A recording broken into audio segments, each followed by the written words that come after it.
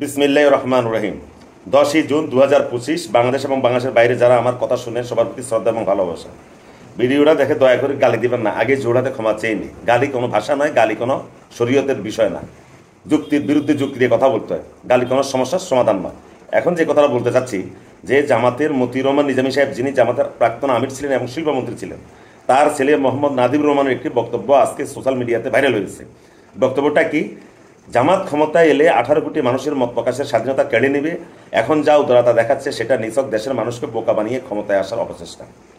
এর আগে জামাতের যিনি প্রতিষ্ঠাতা ছিলেন মাওলানা সৈয়দ আবুল আলা মওদুদী সাহেব, তার ছেলে কয়েক বছর আগে বাংলাদেশে বেড়াতে এসেছিলেন। সেখানে আসার পরে বিভিন্ন সাংবাদিকরা তার সাক্ষাৎকার নেয় এবং তিনি পরিষ্কারভাবে বলেন যে মওদুদী সাহেবের কোনো ছেলেই জামাতের রাজনীতির সাথে যুক্ত না এবং তারা জামাতের রাজনীতিকে ঘৃণা করে। এবং মওদুদী সাহেবের ছেলে যখন বাংলাদেশে আসে তখন জনকণ্ঠ সহ অন্যান্য পত্রিকাগুলো বেশ রসিয়ে কষিয়ে তার বিবৃতিগুলো প্রকাশ করে। তখন জামাতের পক্ষ থেকে বলা হয়েছে সেই নাকি মাথা খারাপ। এখন তার যদি মাথা খারাপ হয় তার তো বলার কিছু নাই, কিন্তু মাথা খারাপওয়ালা লোক কেমনি পাকিস্তান থেকে বাংলাদেশে আসলো সেটা আল্লাহ পাকে ভালো জানে। এখন মাওলানা মতিউর রহমান নিজামী সাহেবের ছেলে মোহাম্মদ নাদিবুর রহমান সাহেবের আজকের এই বক্তব্যের পরে কি কথা আসে সেটা একটা দেখার বিষয়। ইতিপূর্বে মীর কাসেম আলী সাহেবের মেয়েও এই ধরনের একটা কাছাকাছি একটা মন্তব্য করেছেন। এখন প্রশ্ন হলো যে জামাত কি ক্ষমতায় আসলে কি আর কাউকে মত প্রকাশের স্বাধীনতা দিবে না? এটা শতভাগ সত্য। আপনারা দেখবেন জামাত যে সকল পাবলিক বিশ্ববিদ্যালয়ে জামাতের একচ্ছত্র শিবিরের একচ্ছত্র আধিপত্য, সেখানে তারা কলে বলে কৌশলে রক্তের বিনিময় হলো তারা কাউকে সেখানে উঠতে দেয় না। এটা জামাতের রাজনীতির একটা বৈশিষ্ট্য। যে সকল গ্রামে জামাতের কর্মীর সংখ্যা বেশি, সমর্থকের সংখ্যা বেশি, সেখানে অন্য রাজনৈতিক দলগুলোর রাজনীতি করা খুব কঠিন হয়ে যায়। এমনকি চরমনাই এবং খেলাফত মজলিসের রাজনীতি করাও কঠিন হয়ে যায়। যারা রাজনীতি সম্পর্কে টুকটা ধারণা রাখেন তারা আমার কথা সত্যতা পাবেন। আমি মিথ্যা বলতে চাই না, মিথ্যা বলে আমল নামাতে পাপ যোগ করতে চাই না, সত্য কথাটা বলছি। এই জন্য বললাম যে গালিগালাজ করেন না, কথাটা শুনে। এখন জামাতের ফর্মুলা কি?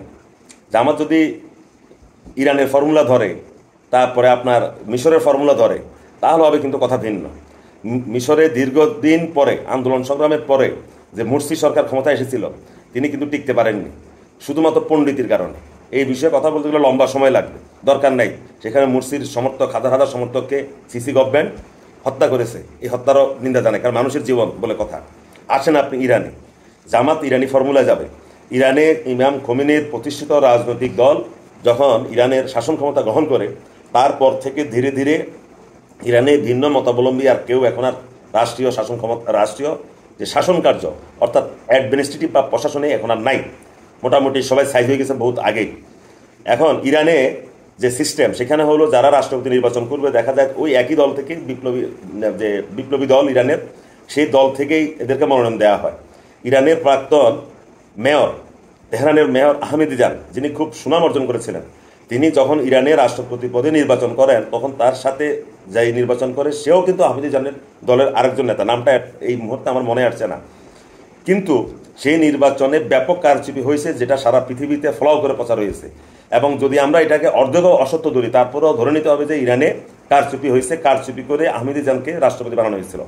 অবশ্য পরের বার যেই লোক আহমেদিজানের সাথে প্রথমে ঠকেছে তিনিই হয়েছেন, নামটা আমার এই মুহূর্তে মনে আসছে না।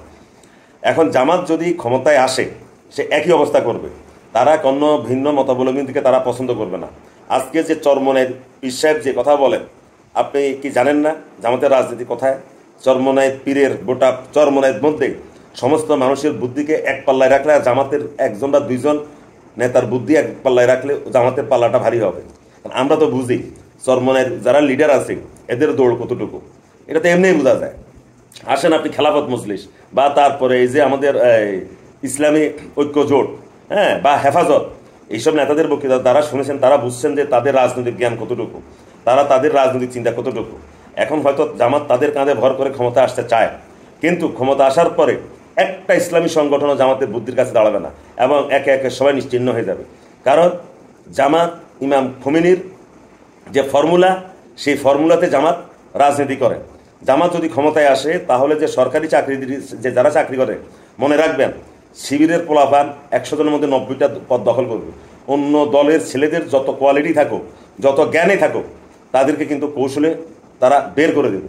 শুধু তা না, একটা বিষয় আপনি খেয়াল করেন, আওয়ামী লীগের ফ্যাসিস্টের আমলে আওয়ামী লীগের নেতারা টাকা পয়সা খেয়ে যাদেরকে চাকরি দিয়েছে তাদের মধ্যে একটা উল্লেখযোগ্য অংশ কিন্তু জামাতের, যেটা নিয়ে তখনও পত্রপত্রিকা লেখা হয়েছে। এই জন্য আল্লাহর তরফ থেকে আল্লাহর লানত বর্ষিত হয়েছে আওয়ামী লীগের উপরে। আজকে আওয়ামী লীগ নাই।